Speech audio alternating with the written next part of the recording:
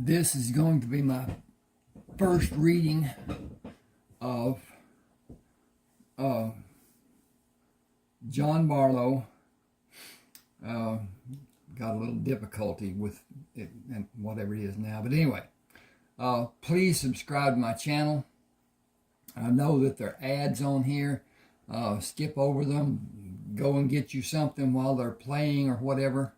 And I will get a few cents from each of those ads being viewed, even though you're not watching them, as long as they go through and they terminate and whatever. That gives me a little bit. Please subscribe to this channel, and I have some offers to members that can come, and I'll have more readings and more possibly free books. At any rate, this is going to start Jon Bartleaux. Birth, the constant continuation of life. It brings such a wonderful, miraculous event and joy-filled occasion. My emergence into this world was not such a celebrated event. The usual shock against the newborn's body from temperature change and subsequent voluntary gulping of oxygen to fill infantile lungs did not happen. I did not scream a protest or flail my limbs. I remained limp, without body functions. I was not considered to be among the living. From habit rather than need, Dr. Andrew Halbron clamped off my umbilical cord and removed my attachment to my mother. Chance is all we are guaranteed in this sojourn we call living, and chance had all but stopped the life-sustaining blood flow to my body. Animals lay eggs, and through incubation the miracle of birth occurs. Eggs, or a single egg, are carried inside a natal sac in some animals, and the miracle of birth occurs. The newborn is mostly silent during the process, and afterward declares to the world how upsetting being taken from the secure confinement of the womb is. With pitiful protest shouted as vigorously as our newborn lungs will allow. The same life support cord leading from my mother to my body became my greatest enemy. It was tangled around my neck and decreased the blood flow to my body as I moved down the birth canal. My heart refused to beat as it normally do during the birthing process, and the breathing reflex was not achieved by the sudden shock to my system. My death relieved the responsibility of persons who would be burdened by a newborn in constant need of care without a mother. It was to be a major disappointment for some people, although welcomed by others. There were no bounds formed for me. Sorry about that. There were no bonds formed for me, only fantastic expectations of future developments. My death was not as startling or unacceptable for the people waiting downstairs as my mother's hemorrhaging during my birth would be, which is misunderstood and difficult to accept. People generally believe it cannot happen with a physician in attendance to prevent it. The medical professions are fully aware that internal bleeding is often not detected until time for deterrence and needed action is a thing of the past. Such is the case for my mother. A few minutes after my limp form was released from the secure confinement of her body, she ceased to live. I got to change pages here. My mother's young friend, My mother's young friend, Clarissa, was assisting Dr. Halbron in the upstairs room of the brothel, where my extraction and demise both occurred. After Dr. Halbron assessed my living conditions as terminated, Clarissa asked what he would do to start my bodily functions. When he conveyed his opinion that I was forever deceased, she interceded. What will start his heart beating? Dr. Halbron shook his head. He is lifeless and will remain so. I don't know how long the blood has been shut off from his body. It may have occurred during the delivery, or it may have been some time before the delivery began. The delay of his breathing and his blood coursing through his body is questionable because he was not discolored. Even now his skin tone is pinkish, but his life functions are terminated from lack of blood to bring him oxygen. He is dead. Clarissa spoke in a tone that chilled the good doctor. He is still pink, as he should be at this point in his existence. Dr. Holloman was frustrated with her insistence. He has no existence. Clarissa ignored him. Do anything that needs to be done and start his life functions now. His father is downstairs in that group of men. No one knows who the real father is, and all will claim him in secret, inside the confines of this house. They are gathered here and waiting for their child. You see those men. They are the strongest leaders in this city and the most powerful men in this state. I will take their son to them in a short time. Bring him back. Start his life again now if you care anything about your own life. To walk out on the balcony and say both mother and child are dead is not going to be my lot in this life. I will not be treated as badly as you, but I would not bet a plug nickel on either of us seeing another sunrise unless I have a living, breathing son for them to see and celebrate his living for them and for his mother. Dr. Halpern wrung his hands. I don't know what to do. I don't know if his heart will even respond. He needs electrical stimulus to make it active. Do it. He protested. I don't have anything to cause a shock to it, and I don't know if it even work should something be rigged to cause the shock that his heart needs and how it should be regulated. He is only a tiny baby. A standard electrical charge will burn flesh. A standard electrical charge will burn flesh. I have no way to help him or myself. Excuse me just a second.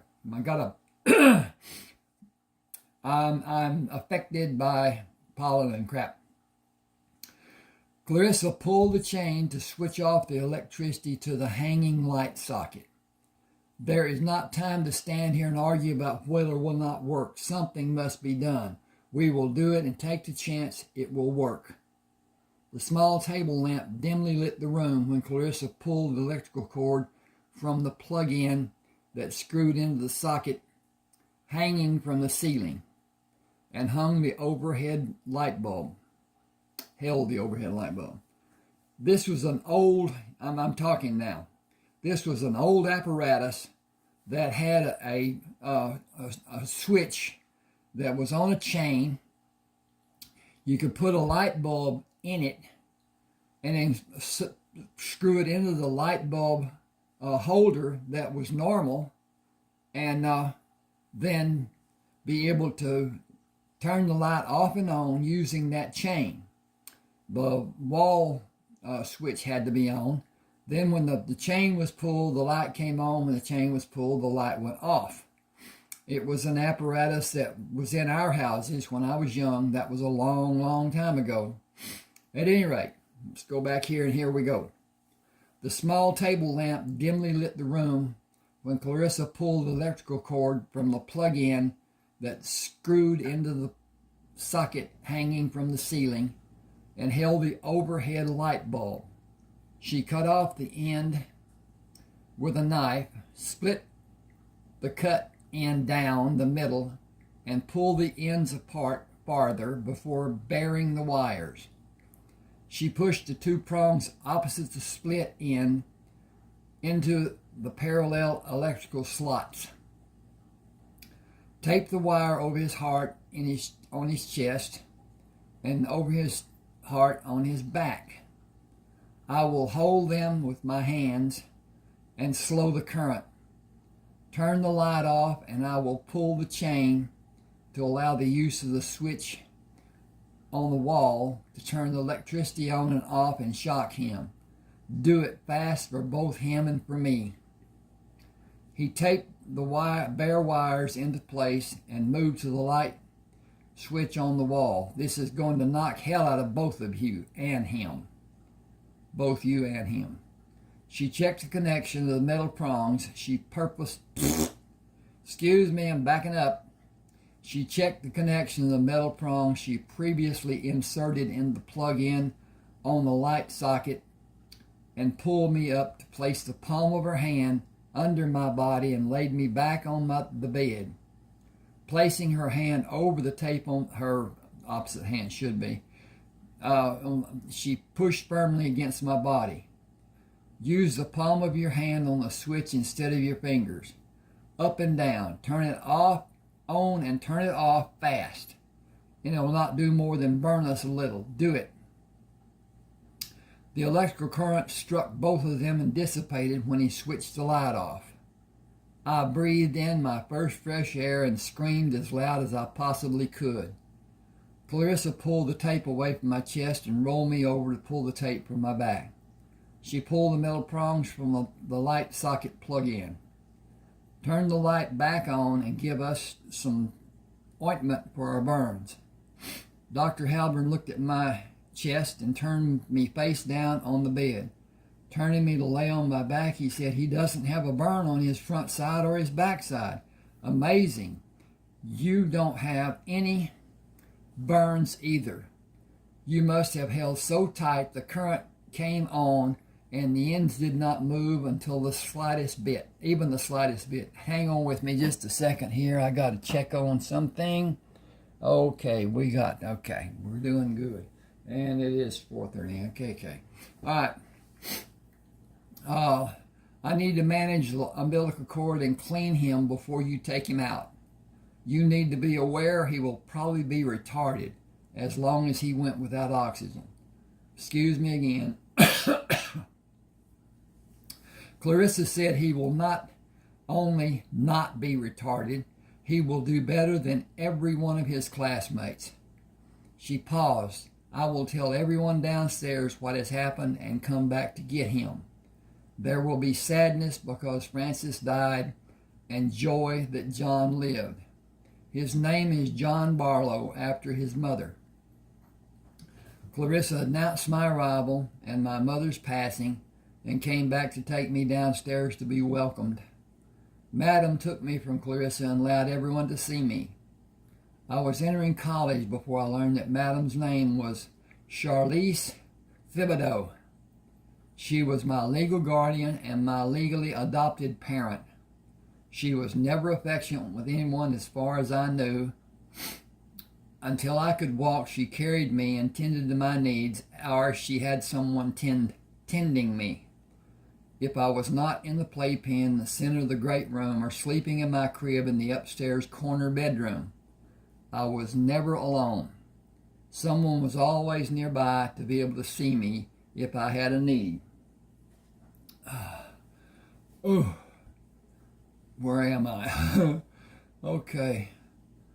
She did not allow me to be alone and assigned someone to tend me until my 4th birthday, when I was given total freedom of the house. I was accompanied when I left the house. Madam instructed me to help the people who watched for my safety, and I was taught to keep them safe by my 3 physical instructors. Lois James was my wet nurse until I began to walk. She left the brothel after I was able to eat solid food and died before I was old enough to reconnect with her. Smoking was not allowed in the brothel after I came to the center of attention. The men of the city came for the comfort of the women and lavished attention on me, when they were allowed. Nothing was done in the brothel without Madam's approval. Everyone asked and she smiled. She either smiled or frowned or kept silent, never speaking to give permission or deny it. Never. Nobody was ever nonchalant or cavalier with the madam. Her smile was a lustrous approval. Her frown was an undesired condemnation. Her laughter was not permission for anyone to join her in her merriment. She was apart from the others who came to the brothel and the women who lived there, except with me. I was the first consideration for everyone who came there. She demanded it. No righteous behavior was tolerated. I was protected in every way possible. My well-being was assured by everyone. Second to her concern and her demand for my well-being was my education. I always had illustrated books, and I began reading books given by everyone who came to the house between my third and fourth years. The books were always given.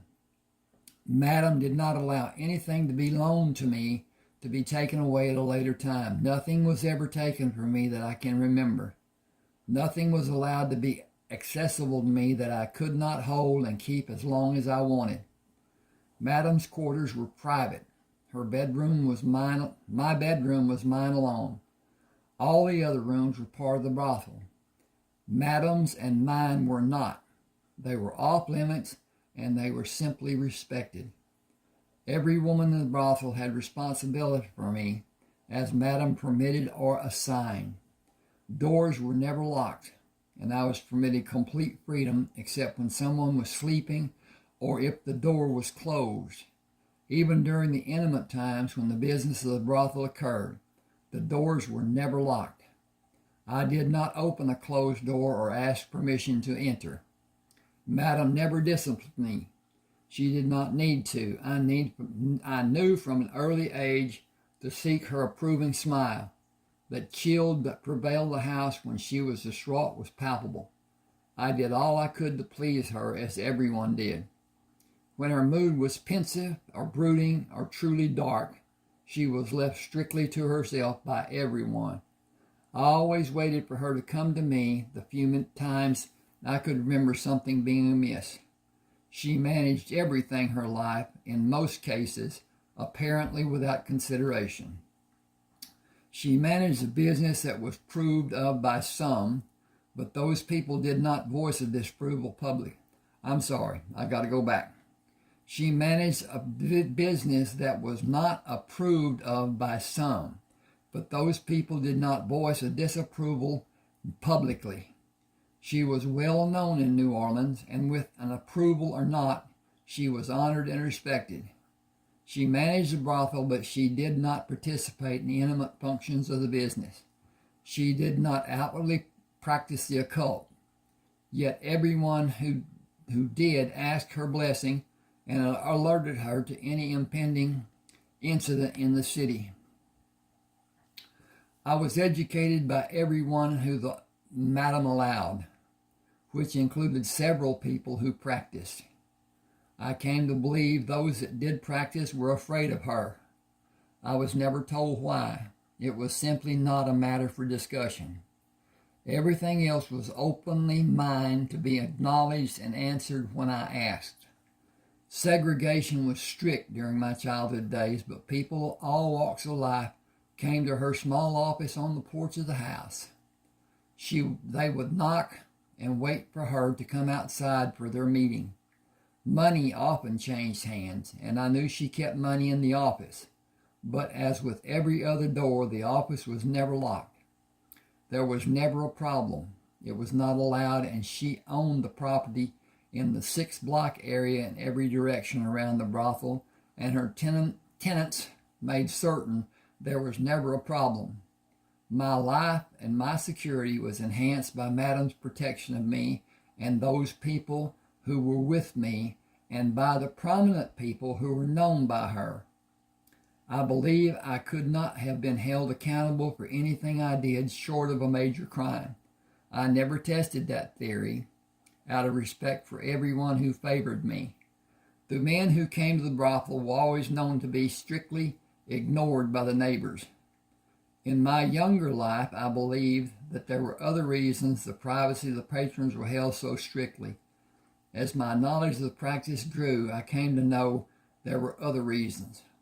Many of the men who came to the house practiced and gave support to those who were known to be strong in the practice.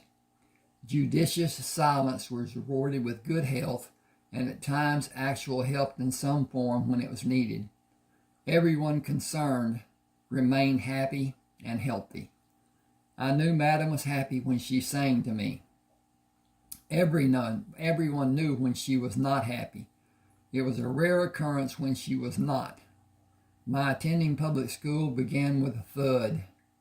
For some reason unknown to me, a fifth grader named Marvin Bledsoe hit me several times. He bruised my left eye and bloodied my nose while we were on the playground at recess. The principal, Mrs. Clavier, drove me home and reported the incident to everyone in the house with a loud reproach of Marvin and acknowledgement of his punishment, both at the school and his home. She begged the forgiveness of the madam, to no avail. The madam took Miss Clavier's arm in her hand and forcibly walked her to the door. Forgiveness for an assault on John is not mine alone to give. Neither is exoneration. Influential people will visit him. The damage done will continue to be obvious for many days. I cannot fathom the reactions his being harmed or the actions which will certainly follow.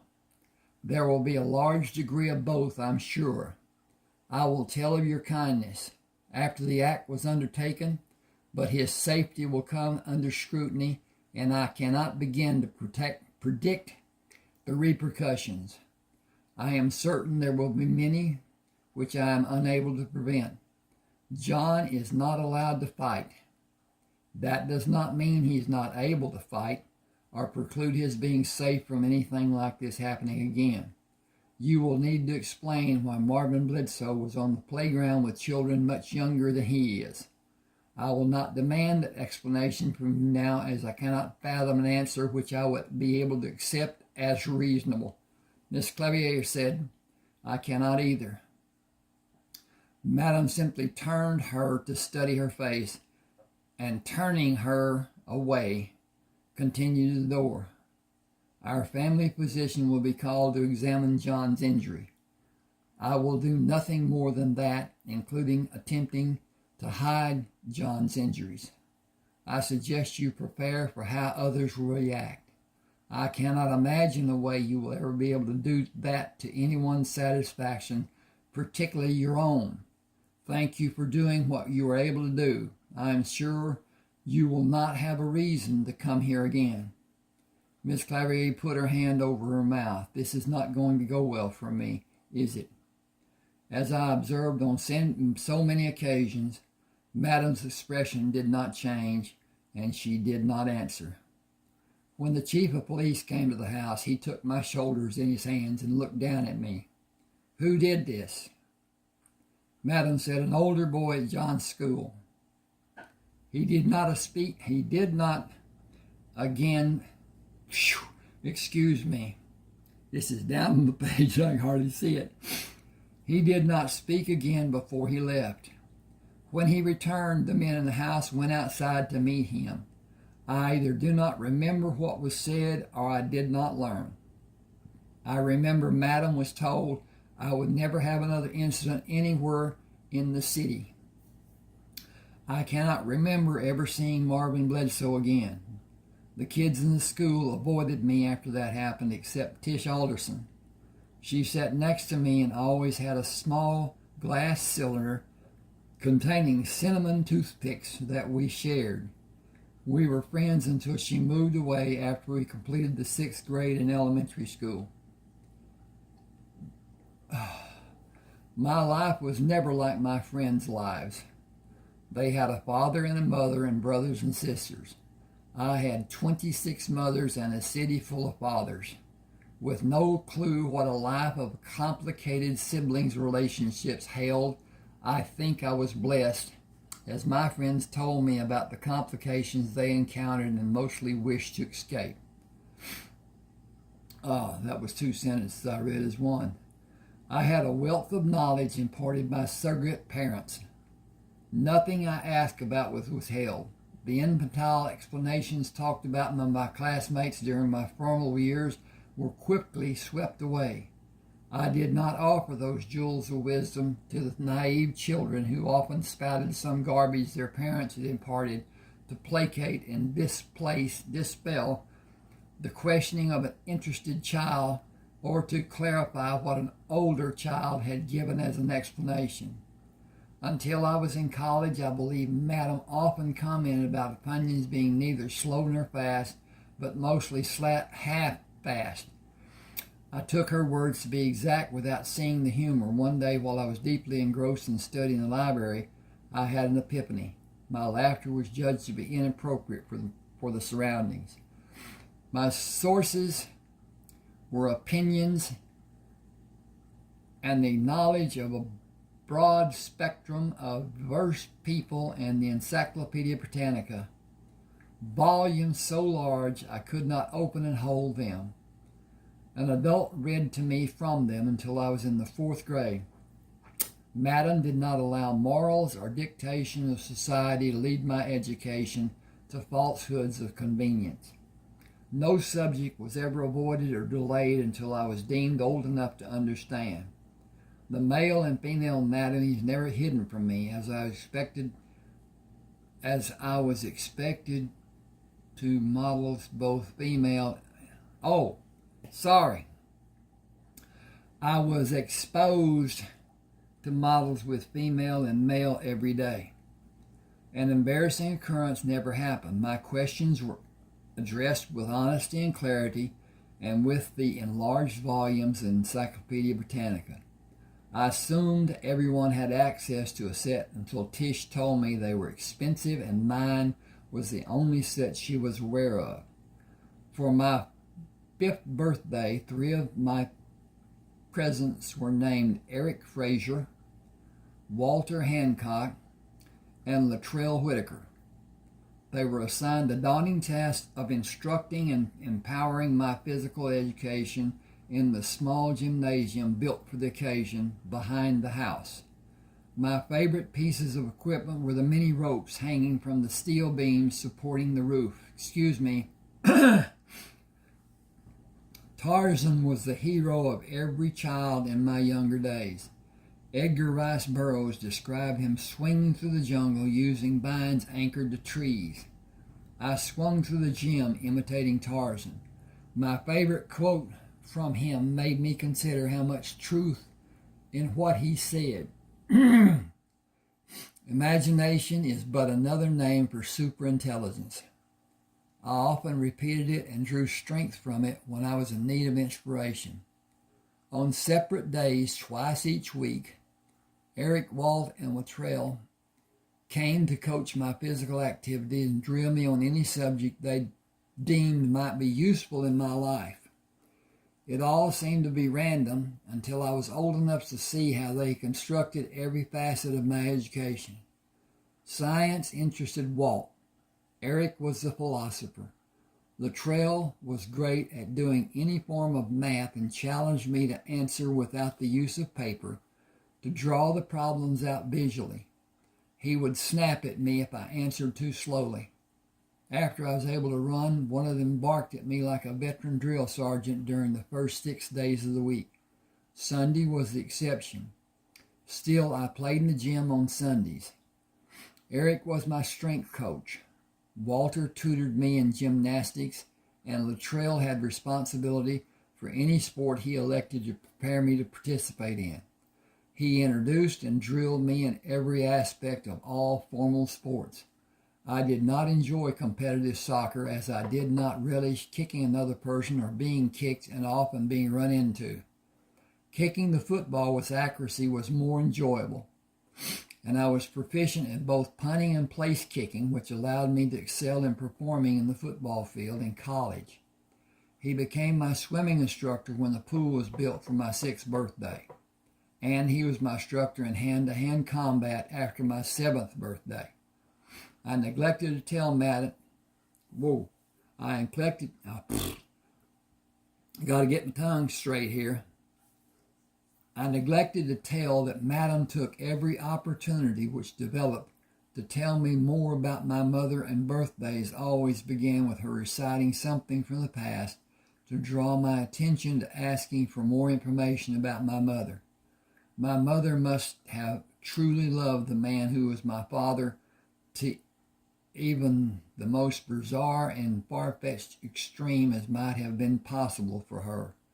Doctors warned her of her condition, preventing her carrying a baby to full term, and the danger she was subjected to if she did not abort her pregnancy. For reasons even Madam could not explain, she chose to keep me. Excuse me a second. Gotta see what time it is. Okay, 30 minutes.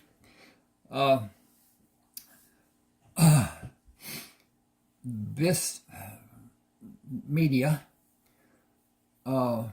restricts time limits on videos. I don't have a clue what that restriction may be, and so I try to keep it down way less than an hour. And this is 30 minutes, so I've got another 15 minutes or so that I can do this, and 20 or whatever. I have not been warned or canceled or anything up to this point, so I'm trying to keep it down. That's the reason I keep looking at the time. At any rate, keep me. Anytime someone spouts off advocating abortion, I am reminded that they were already born. I question how fervently they would have advocated their own abortion had they had the opportunity. Nah, I do not believe that for a single second. Got to turn. Science declares the world to consist of a structure of electrons, neutrons, and protons. I believe they admitted an extremely large class designated as morons.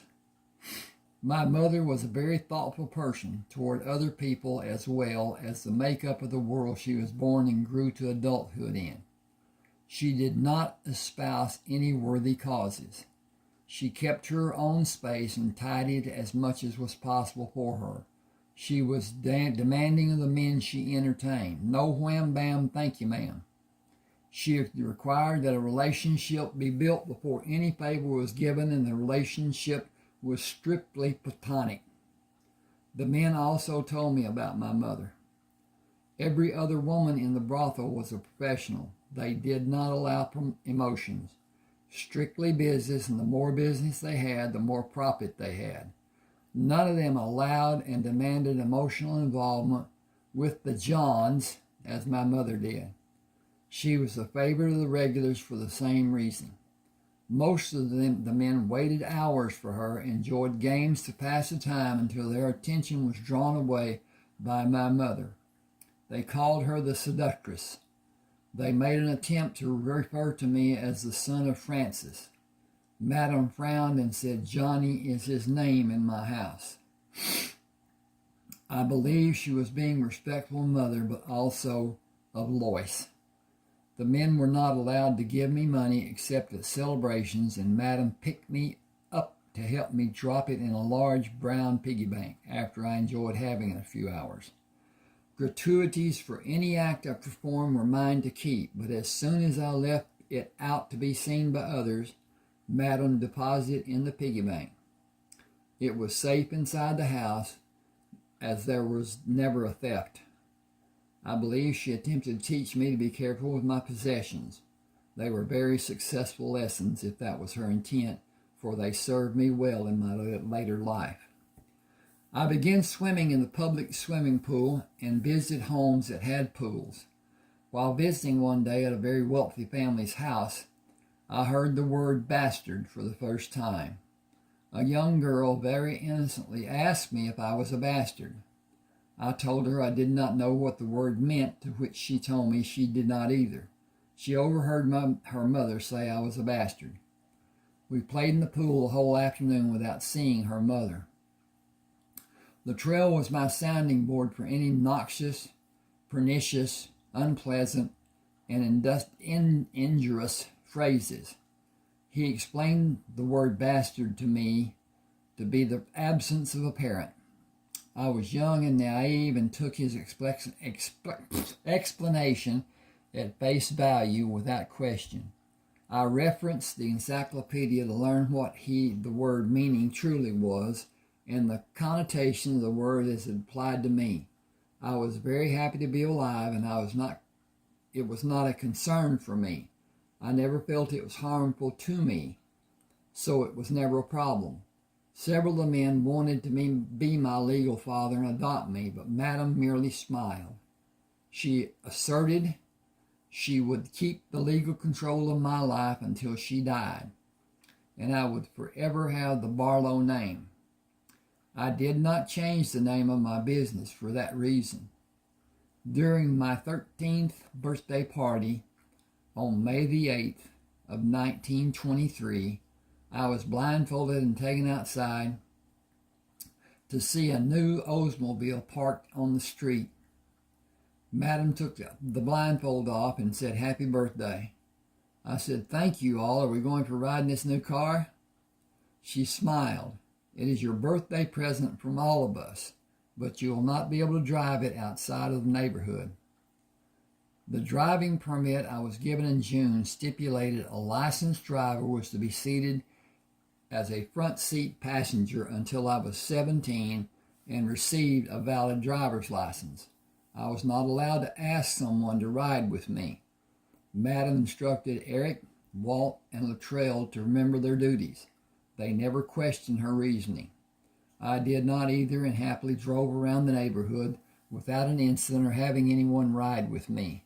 I did as I was accustomed and learned through the trial and error, being careful to avert an accident by slow movements and quick lessons.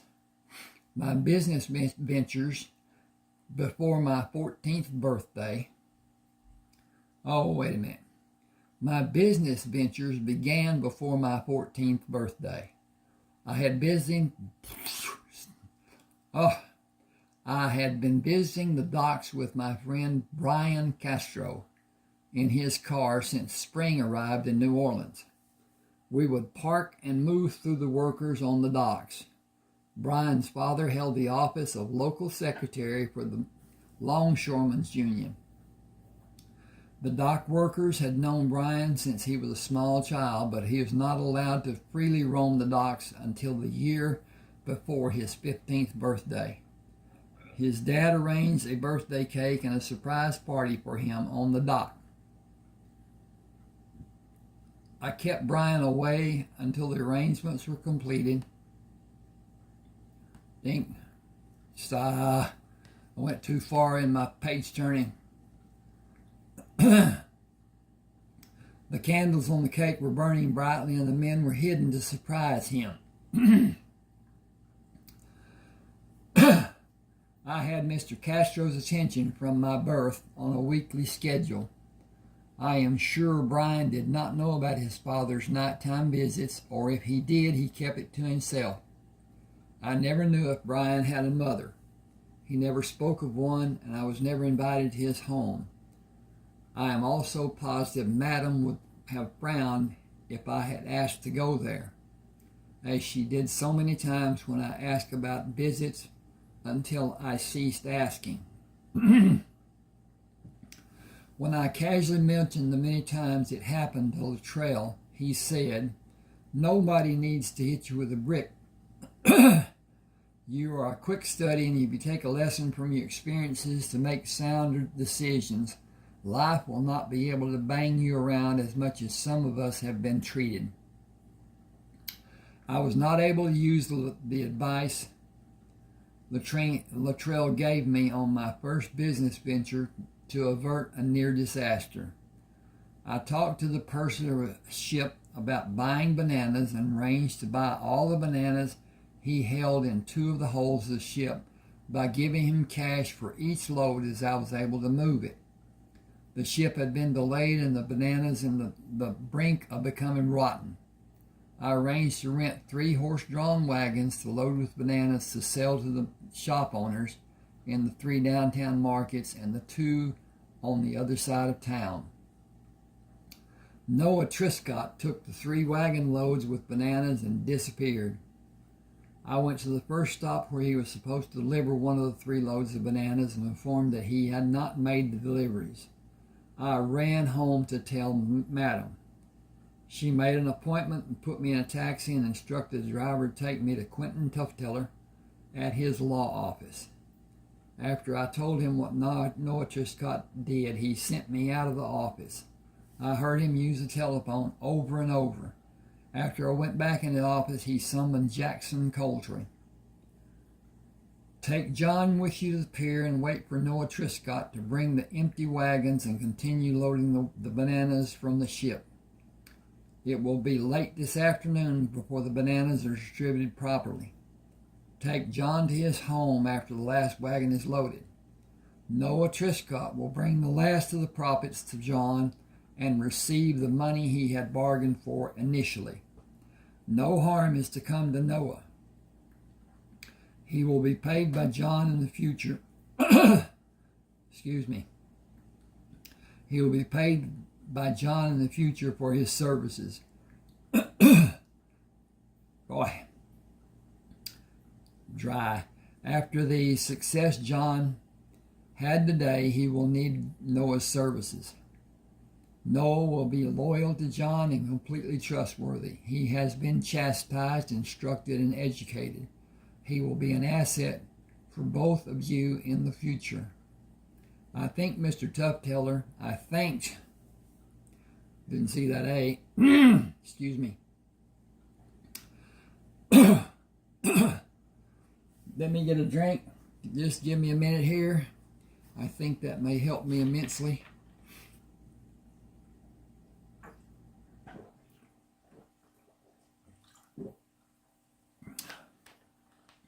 My throat was dry.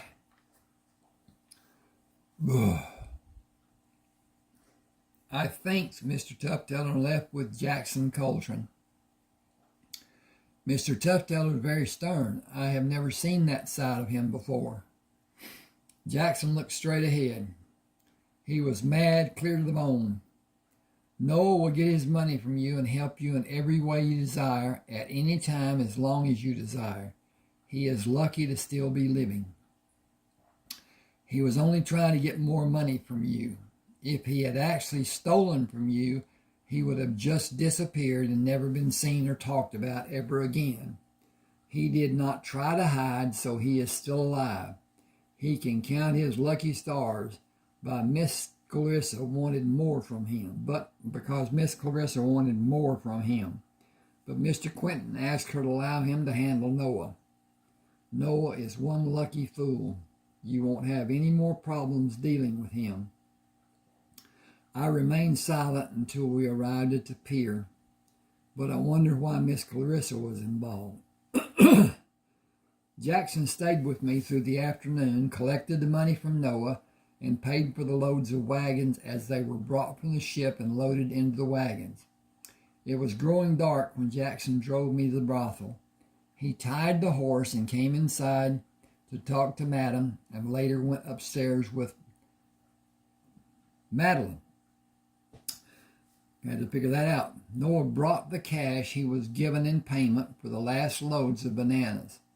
He carried it in a bulging brown paper shopping bag, with one hand under the bottom of the bag and the other keeping the bills from blowing out of the open top of the bag. I took the bag to the table in the kitchen and dumped it out in a manner that did not allow us to move off the top of the table. Did not allow it to move. Noah and I counted the bills, placing them order stacks in both ends of the table, and wrote our count on the paper beside the stacks. We switched ends and counted what the other had previously counted. It took more than an hour to make an accurate count of the money. I had more than 8 times as much money as had that morning after I paid Noah. Jackson came the next morning and joined me for breakfast. We will take your money to Iberian Bank to deposit it. When you buy from the ships again, you will write a check for the complete load and date the check for the following day. The bank will guarantee your check, and you will have a letter of credit for the men from the ships to see. You will give checks for every phase of your ventures and pay the required taxes. New Orleans people are talking about your enterprise with bananas. When you make more ventures and add more money to your account, it will be a matter of public record. You must protect yourself from violating federal laws. Mr. Quentin's firm will prepare tax forms for you until you're 18. You can hire another firm when you're 18 or continue with Mr. Quentin's firm, paying an annual fee as a legal retainer of the firm. I recommend that you retain the firm. Jackson waited for me in the lobby of the bank while I was in the office of Charles Phillips, the bank president. "Good morning, Mr. Bartleaux. I have taken the liberty of opening a checking account and savings account in your name. All that is needed is your signature on the account cards and the letter of credit. I advise you to deposit a major amount of your capital in the savings, as it will accrue interest. I had a form prepared for your signature giving me authority to take capital from your accounts as may be needed. Balances will be constant as the law states in this procedure. I will only act on your behalf, and all the assets will continue in your accounts." Okay, I back up here. I was able to act in this manner under the laws of the state of Louisiana, supervised by the Tefteller law firm, until your 18th birthday. You will be required to act for yourself after that day. I trust this arrangement is to your liking. I was both surprised and happy. It is more than I expected, and is very much to my liking. Thank you. He smiled for the first time. It is my pleasure to see you doing so well. Just a minute, please. Yep. Okay. To see you doing so well. You have established yourself as a valued individual with the men who run the ships. The fact that you have ready cash is a fortunate circumstance for both you and them. They know you are able to buy from them when they bring loads of food from Mexico and Cuba and South American countries. They usually wait for locals to purchase